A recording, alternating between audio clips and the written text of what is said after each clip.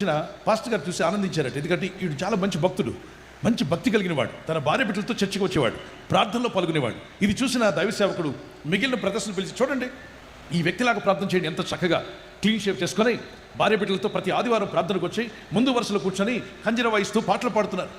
ఇలా ఉండాలి కుటుంబాలంటే అని చెప్పాడు. ఇతను అందరికన్నా నేను గొప్ప భక్తుడిని అనుకుని నెమ్మదిగా ఆత్మీయ గర్వంలోకి వెళ్ళిపోయాడు. అందుకే ఎక్కువ రాకూడదు మనలో, ఎంత తగ్గించుకుంటే అంత మంచిది. నేను అందరూ సంఘం అంతటికన్నా నేను గొప్ప భక్తుడిని అనుకుని నెమ్మదిగా ప్రార్థన మానేశాడు. ఇంట్లో ప్రార్థన ఆగిపోయింది. కొత్తగా కలర్ టీవీ వస్తే అది కొనుక్కున్నా. టీవీ కొనడం తప్పేం కాదు, వాడుకుంటున్నాం ఇప్పుడు కూడా లైవ్లో. కానీ దానికి బానిస కాకూడదు. మొబైల్ కొనుక్కోవడం తప్పు కాదు, మొబైల్ ఫోన్కి బానిస నువ్వు కాకూడదు. అలాగే సోషల్ మీడియాలో ఒకవేళ వార్తలు వింటున్నావేమో, దానికి బానిస అవ్వద్దు. నువ్వు బానిసత్వం కలిగి ఉండడం దేవుని చిత్తం కాదు. ఎంతవరకు అంతవరకే మనం వాడుకొని దాన్ని దూరం పెట్టాలి.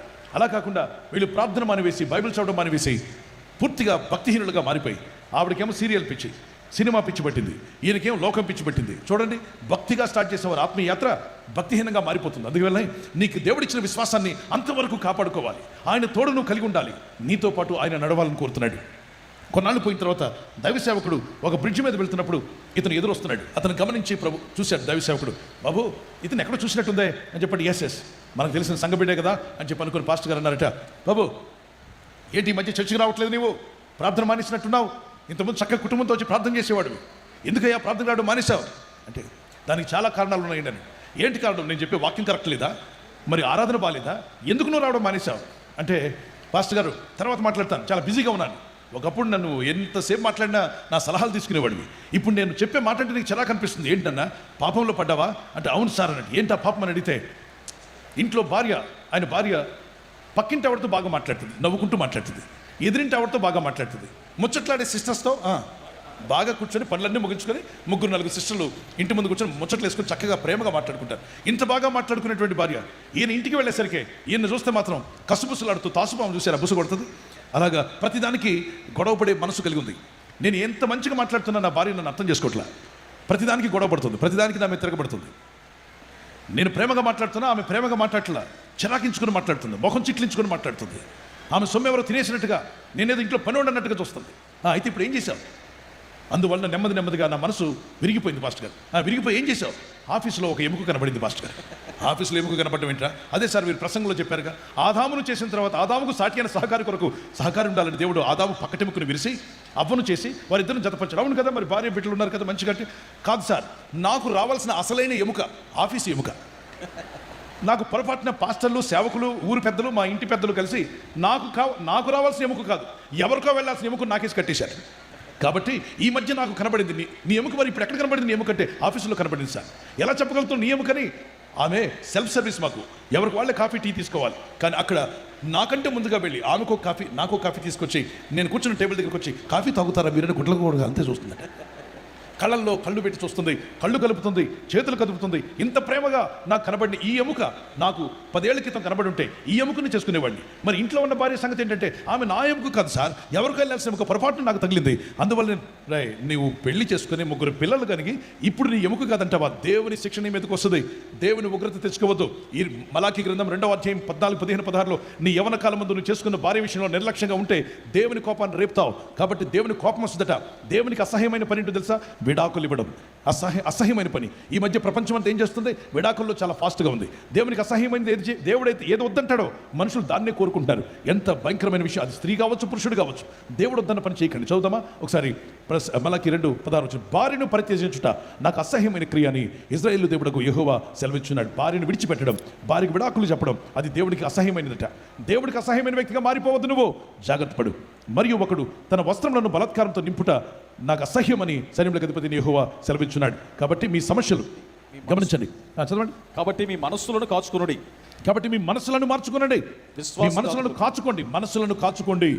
విశ్వాసఘాతకులు కాకుండా చూసుకోండి, విశ్వాసఘాతకులు అవ్వద్దు అని దైవసేవకుడు ఈ మాట చెప్తే, లేదు సార్ మీరు ఎన్నైనా చెప్పండి, మీ చర్చ అయినా మానేస్తాను కానీ ఆఫీస్ ఎముక మాత్రం వదిలిపెట్టనండి. కళ్ళు కలుపుతూ నా కోసం ప్రత్యేకంగా కాఫీ తెచ్చేస్తుంది అంటే, బాబు అనవసరంగా ఉండి నా కంటి ముందు నువ్వు దారి తప్పుతున్నట్టు అనిపిస్తుందయ్యా, శ్రమలు పాలవుతావు, జాగ్రత్త, 3 పిల్లలు అన్యాయం చేస్తావు, వారి కసుబుసలాడుతావు. అయితే సమాధానపడండి, కౌన్సిలింగ్ తీసుకోండి భార్య భర్తలు.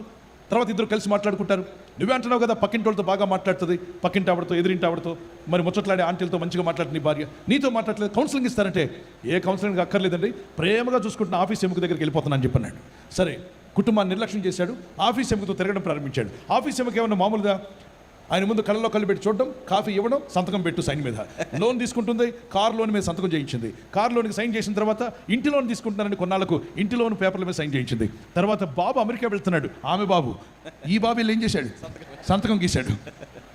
లాస్ట్కి 4-5 సంతకాలు చేసిన తర్వాత లోన్లన్నీ కూడా మనవాడికి వచ్చే జీతం, కష్టార్జితం అంతా అన్యుల పాలైపోతుంది, ఆ ఇంటికి వెళ్ళిపోతుంది. తన కన్న బిడ్డలకు కానీ తన కుటుంబానికి కానీ చెందకుండా తన కష్టార్జితం అంతా అన్యుల పాలైపోతున్నప్పుడు ఒకరోజున ఎవరో ఫ్రెండ్ అన్నారట, ఎవరే నీ ఎముక ఇంకొకరు బైక్ మీద వెళ్ళిపోవడం చూశాను అన్నారట. నిజమో కాదోనని వీడు ఆఫీస్ నుండి పరిగెత్తి మరి ఆ రోడ్డు మీద పరుగులు తీస్తుండగా 3వ సిగ్నల్ దగ్గర చూస్తే ఇంకొకరు బండి మీద కనపడింది. వెంటనే అడిగాడంటే, ఏంటి ఈ అన్యాయం, ఎక్కడికి వెళ్ళిపోతున్నావు అంటే ఒకటే చెప్పిందట, యు ఆర్ వేస్ట్ ఫెలో అని చెప్తే, ఇన్నిటి మీద సంతకాలు చేయించుకొని నా జీతం తింటూ నేను వేస్ట్ ఫెలో అంటావా అని చెప్పండి. అవతల వాడనట, close you, shut your mouth, get out అన్నాడు. మైండ్ యువర్ బిజినెస్ అని చెప్పి వెళ్ళిపోగానే వీడు గడ్డాలు పెరిగిపోయి ఏం చేయాలి అర్థం కాక పిచ్చోళ్ళకి తయారై తర్వాత తన ఇంటికి వెళ్ళాడు.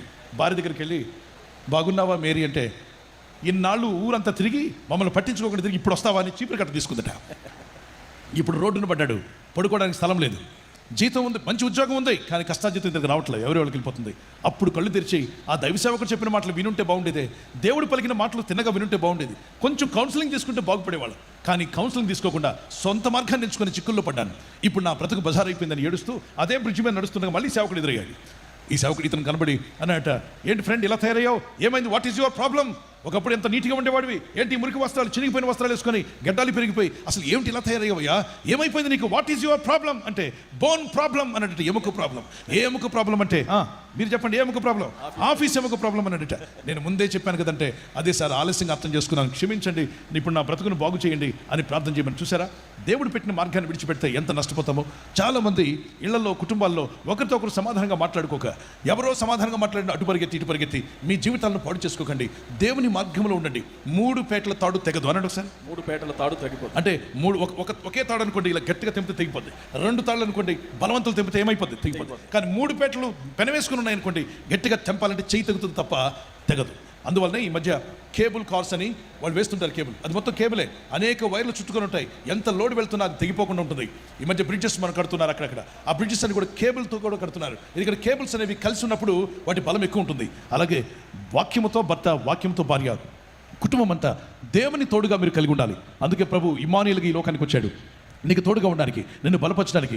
ఎప్పుడు భార్యను చూసినప్పుడు చిరాకు పిడకమొహం వేసుకొని మాట్లాడుకు, కోపంతో మాట్లాడుకు. కొంతమంది పురుషులు ఇంతే, ఇంటికి వచ్చేదాకా ఫ్రెండ్స్ అందరితో బాగా మాట్లాడతారు.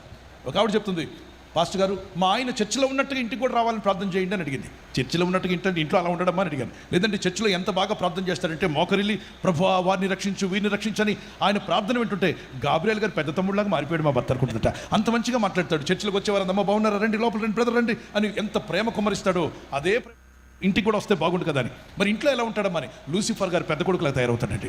కూరలో చిన్న తేడా వేస్తే నీకు కూర చేయడం రాదని ఇసిరేస్తాడు ప్లేటు, ప్రతిదానికి కసుబుసులాడతాడు. ఊర్లో ఉన్న వీధిలో ఉన్న వాళ్ళంతా ప్రేమగా మంచిగా మాట్లాడతాడు. ఇంట్లో రాగానే ముఖం ఆంబూతులో పెట్టుకుంటాడు. ఎందుకు కోపడతాడో తెలియదు. పిల్లలన్నా అసహించుకుంటాడు, నేనన్నా అసహించుకుంటాడు. పురుషులారా అలా మీరు ఉండకూడదు. మీ ఫోన్లు పక్కన పెట్టి ప్రేమగా ఇంట్లో ప్రేమను పంచండి. అది దేవుడు చెప్పిన ఆజ్ఞ, దానికి లోబడడం మీకు ఆశీర్వాదం. అది దానికి మించి మరొక మార్గం లేదు. అలాగే భార్యలారా మీ భర్తకు లోబడండి అని చెప్పాడు. అలాగే కుటుంబాలు దేవుని సన్నిధిలో ఉండాలంటే కుటుంబ ప్రార్థన అవసరం అన్నాడు. కుటుంబ ప్రార్థనలో దేవుని తోడు కలిగి ఉంటాం. కుటుంబంగా కూర్చొని ప్రార్థన చేయండి. కుటుంబంగా కూర్చొని మీరు డైనింగ్ చేస్తారు, భోజనం చేస్తారు. కుటుంబంగా కూర్చొని బ్రేక్ఫాస్ట్, లంచ్, డిన్నర్ చేస్తారు. కుటుంబంగా కూర్చొని ఎందుకు ప్రార్థన చేయకూడదు అని నిర్ణయించుకోండి. ఈ రోజు నుండి ఫ్యామిలీ ప్రేయర్ చేసుకుందామని చెప్పి అనుకోండి.